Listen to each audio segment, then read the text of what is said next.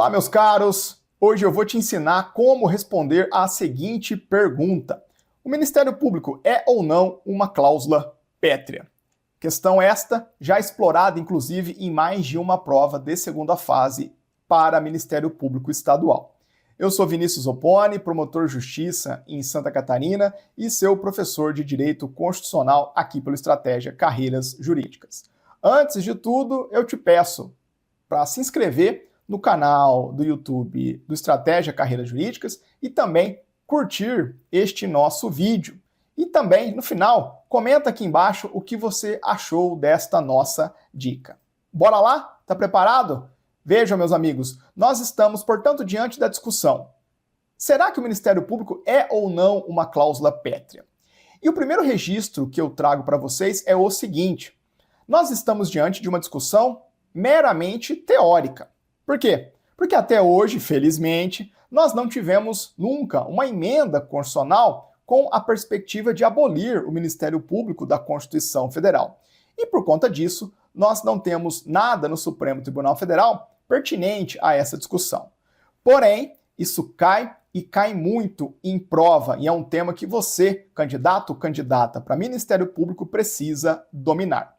Então veja que para responder a esta pergunta, nós precisamos primeiro nos lembrar do que são as cláusulas pétreas. As cláusulas pétreas, você já deve saber disso, são limitações materiais ao poder constituinte derivado reformador. Ou seja, aquele poder conferido pela Constituição Federal para o Congresso Nacional produzir emendas à Constituição Federal. Então vejam que as cláusulas pétreas são aqueles conteúdos da Constituição Federal que estão protegidos contra emendas constitucionais que tenham um conteúdo tendente a abolir uma daquelas matérias protegidas constitucionalmente a título de cláusula pétrea. O rol expresso de cláusulas pétreas encontra-se no artigo 60, parágrafo 4º da Constituição Federal. Lá você vai encontrar a forma federativa de Estado, o voto direto, secreto, universal e periódico. Você vai encontrar também a separação dos poderes e, por fim, os direitos e garantias individuais. Então vejam, meus caros, que de pronto o Ministério Público não está listado expressamente como uma cláusula pétrea. E, portanto, o nosso problema já começa aqui. O MP, evidentemente, não é uma cláusula pétrea expressa, explícita do texto constitucional. Esta é a primeira barreira que nós precisamos derrubar em busca de uma resposta, claro, afirmativa sobre o Ministério Público ser uma cláusula pétrea. Para quebrar essa primeira barreira, para superar esse primeiro problema, a gente pode articular um ponto que é bem tranquilo na doutrina e na jurisprudência relativa às cláusulas pétreas, que é justamente as ideias de que há cláusulas pétreas fora da literalidade do artigo 60, parágrafo 4º da Constituição Federal. E duas ideias nos ajudam nesse ponto. A primeira construção é a de que há cláusulas pétreas implícitas. Doutrina e o próprio Supremo Tribunal Federal já reconheceu que há conteúdos que devem ser tidos como cláusulas pétreas, mesmo que a Constituição Federal não tenha assim dito expressamente. O exemplo mais didático, um exemplo mais eloquente dessa primeira construção que nos ajuda a quebrar a literalidade do artigo 60, parágrafo 4º, é a própria previsão do artigo 60 da Constituição Federal, que nos dá, no todo, o procedimento para as emendas constitucionais. A doutrina, de modo praticamente uníssono, sinaliza que o próprio conteúdo do artigo 60 há de ser tido como uma cláusula pétrea. Por quê? Porque é o mecanismo por meio do qual o poder constituinte originário admitiu as emendas constitucionais. E por essa razão não pode haver uma emenda constitucional voltada a alterar o procedimento das próprias emendas constitucionais, sob pena de nós pavimentarmos o caminho do fenômeno denominado de dupla revisão, que é vedado no direito brasileiro. Além disso, além dessa primeira construção, a gente também encontra o reconhecimento doutrinário, e aqui também do Supremo Tribunal Federal, da existência de cláusulas pétreas heterotópicas. Ou seja, nós temos conteúdos que são sim expressos pela Constituição Federal, mas que não foram posicionados no parágrafo 4º do artigo 60 e devem ser tidos como cláusulas pétreas.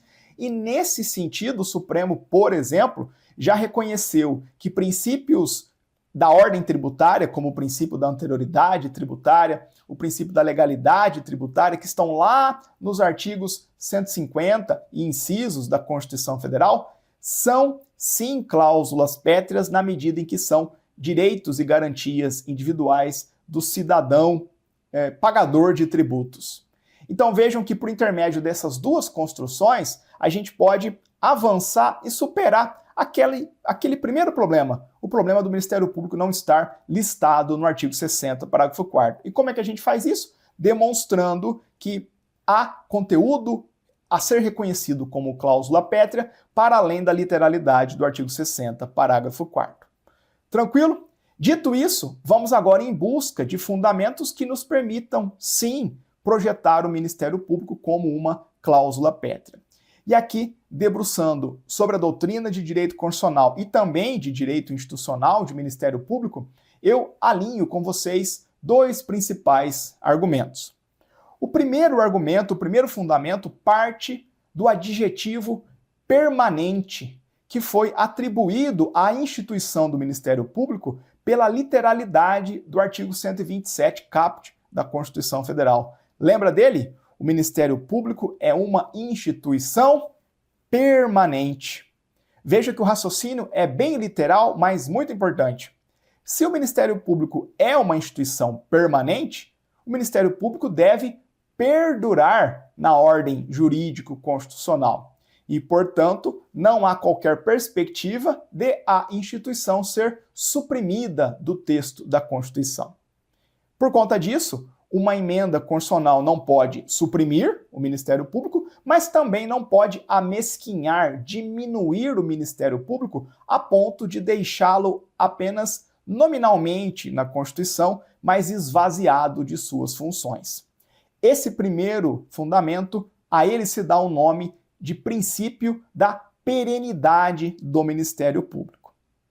Além disso, nós temos um segundo conjunto de argumentos por meio dos quais nós fazemos uma conexão entre o Ministério Público e as próprias cláusulas pétreas expressas no artigo 60, parágrafo 4º da Constituição Federal.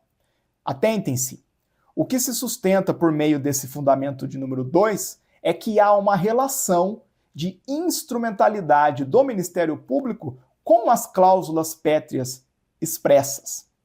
Com isso, extirpar o Ministério Público do plano constitucional seria um prejuízo direto ao próprio conteúdo constitucional que o Poder Constituinte originário quis preservar a título de cláusula pétrea. Esse fundamento, essa relação de instrumentalidade, se faz presente entre o Ministério Público e praticamente todas as cláusulas pétreas expressas. Mas eu vou destacar para vocês a relação de instrumentalidade que é mais evidente, a conexão entre o Ministério Público e a preservação dos direitos e das garantias individuais, artigo 60, parágrafo 4º, inciso 4º. Meus amigos, a ideia subjacente está em reconhecer que o Ministério Público é uma verdadeira instituição garantia. A coletividade tem o direito, de natureza fundamental, de ser protegida pela atuação do Ministério Público. Por quê? Porque nós sabemos, com base na teoria geral dos direitos fundamentais, que de nada adianta haver a previsão de um direito fundamental se o texto constitucional for esvaziado de garantias para sua realização. Um direito fundamental tem, sim, o seu conteúdo próprio, mas demanda também sempre instrumentos de garantia, o que envolve instituições com esse perfil, tal como é o Ministério Público. E conjugando-se ambos os fundamentos, é possível alcançar a conclusão de que o Ministério Público há sim de ser tido como uma cláusula pétrea.